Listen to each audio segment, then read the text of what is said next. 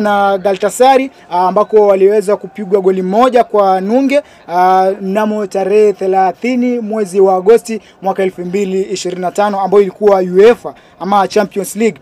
Na tukiregea EPL pia tumeona wameweza kufungwa na timu ya Chelsea magoli 2-1 ambako ilikuwa tarehe 4 mwezi ni Oktoba mwaka 2025.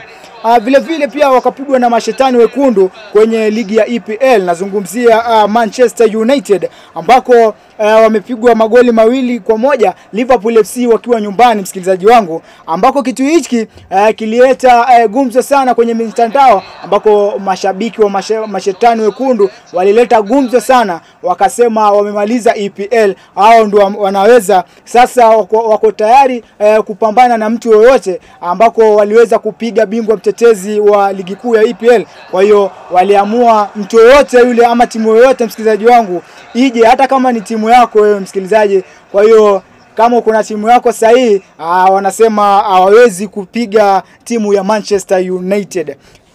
Vile vile pia mnamo tarehe 22 mwezi wa Agosti mwaka 2025 tuliona walipigwa na Frankfurt kwenye UEFA Champions League.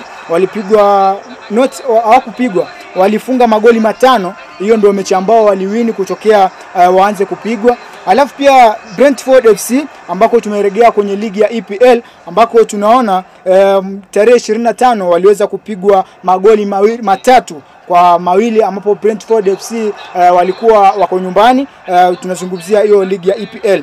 Alafu mechi ya mwisho kabisa ilikuwa ni Carabao. Tunazungumzia Carabao hapa, ambako Liverpool waliweza kupigwa magoli 3 na Crystal Palace, ambako Liverpool walikuwa nyumbani, msikilizaji wangu, ambako mechi hiyo ilichezwa tarehe 29 mwezi wa Agosti mwaka 2025. Na tunaona Liverpool mechi ambazo zinafuata mbele yake, tunaona ni mechi ngumu sana, ambazo hatujui kama wataweza kungangana waweze kuokoa hiyo mstakabali ambao watu wanasema, kwa sababu kihistoria inasemekana kuwa Liverpool tokea wafungwe mechi 5 mfululizo ni baada ya miaka 72 iliyopita ndio walipeza kufungwa mechi 5 mfululizo.